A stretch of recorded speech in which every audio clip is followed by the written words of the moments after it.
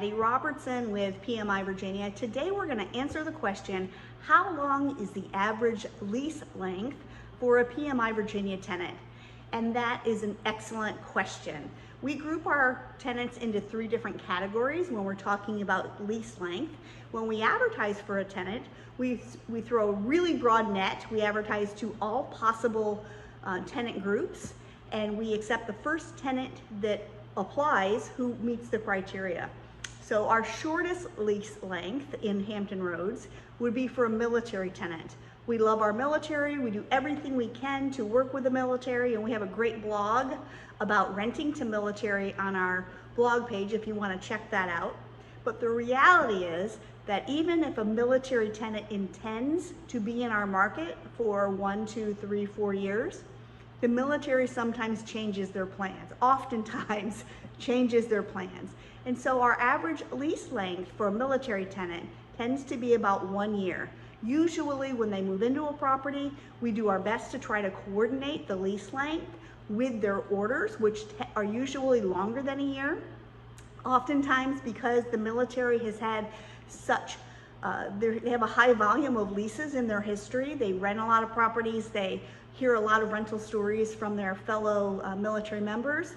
They oftentimes are hesitant to sign a longer term lease, but we do encourage that. And lots of times they will, oftentimes they will just sign a 1-year lease.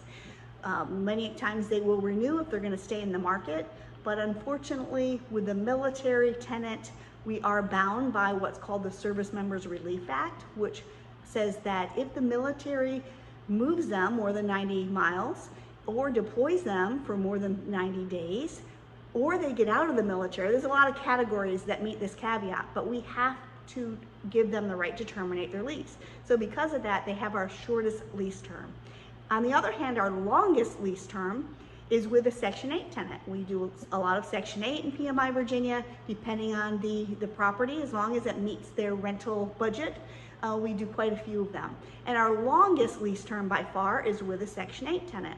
Section 8 tenants tend to not move until their family composition changes. So if they either have family members that go off the lease, maybe adult children who get their own place or finish college, or they have additional family members. Sometimes they bring in an aging parent, have more children, whatever the case may be. So we often, most times a Section 8 family will stay put until their family composition changes. And we find that our Section 8 tenant average lease length is between 4 and 5 years. I've had some tenants in my property for more than 10 years that have a Section 8 voucher. So they tend to have an extra long lease length. They stay put.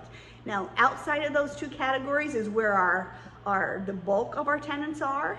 Our non-military, non-Section 8, and our average lease length is between 2 and 3 years. Our goal for all of our owners is to have the longest uninterrupted run of rental payments possible. So that's our goal for every one of our leases. We tend not to recommend signing a lease for more than 3 years, only because the rental market changes. But our goal is to get an existing tenant to renew and to create an uninterrupted stream of rental payments for every one of our owners. So hope that answers your question. Check the rest of our videos to see what other questions we can answer for you, and we appreciate you stopping by.